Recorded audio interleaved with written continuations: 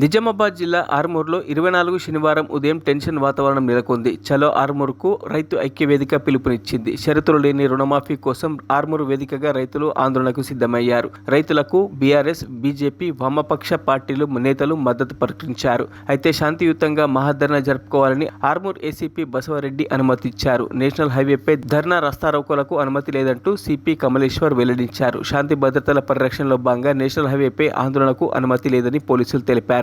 అయితే మాజీ MLA BRS నేత జీవన్ రెడ్డి మాట్లాడుతూ చలో ఆర్మూర్ కార్యక్రమంలో రైతులు పాల్గొనకుండా కొందరు పోలీసులు బెదిరింపులకు పాల్పడుతున్నారని ఆగ్రహాన్ని వ్యక్తం చేశారు. ఎలాంటి షరతులు లేకుండా రాష్ట్ర ప్రభుత్వం రైతులకు 2 లక్షల రుణమాఫీ చేయాలని ఈ సందర్భంగా వారు డిమాండ్ చేశారు.